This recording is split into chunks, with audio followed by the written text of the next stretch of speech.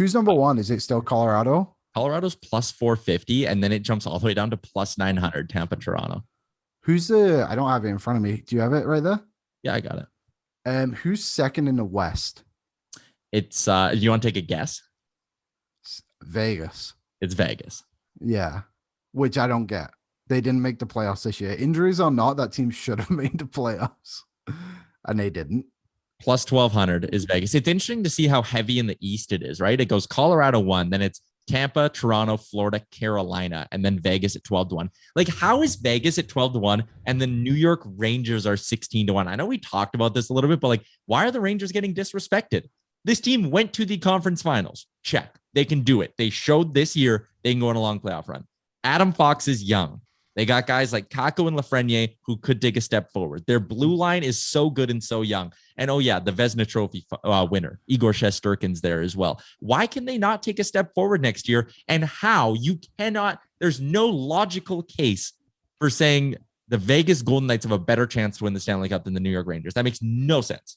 No sense at all. Like, that's the thing. Like, Vegas is being so overvalued. Maybe it's because the Buckies are in Vegas. Maybe that could be it. But the Rangers, like, you could easily say they should be number 2 on the list. Like, is that crazy to say? Like, I think they could be way better than Tampa Bay next season. If they would have opened at plus 900 right next to Tampa, I would not have blinked twice. I would have been like, all right, makes sense.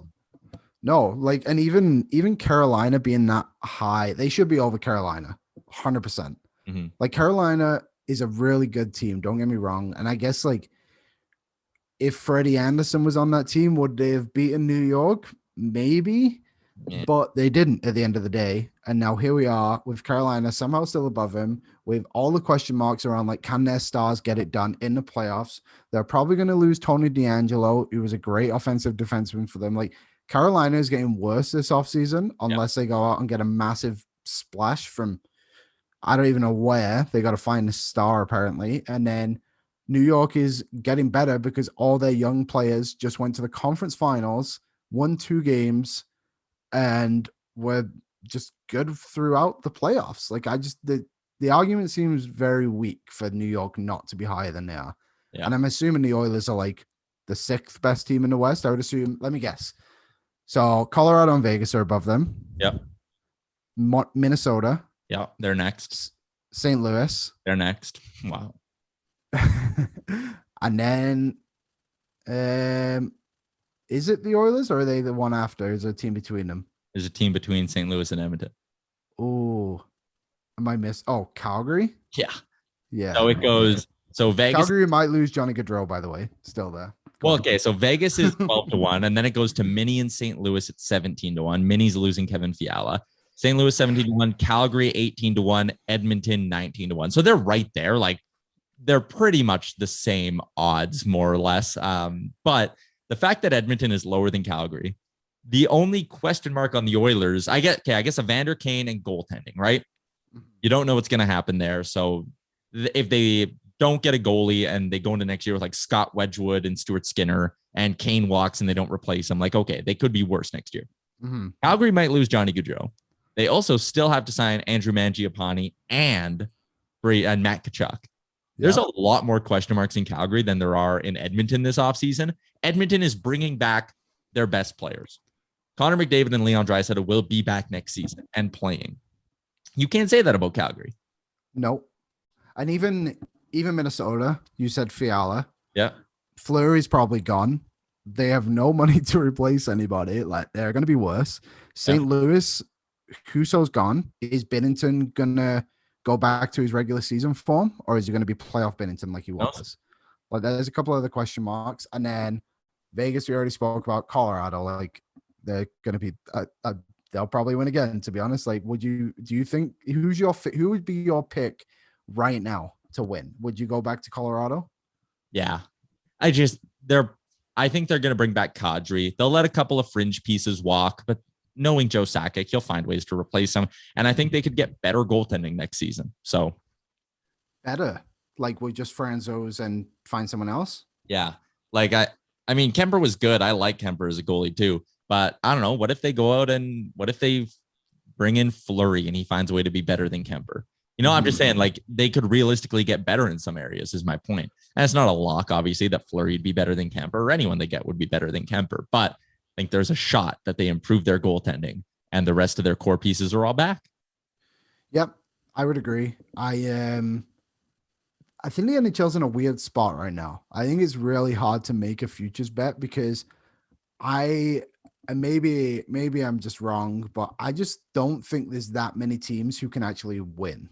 Like I think there's a lot of teams, and I would even put the Oilers in this category, who are like fakers. Like I think, well, they're not on the Tampa, Colorado level.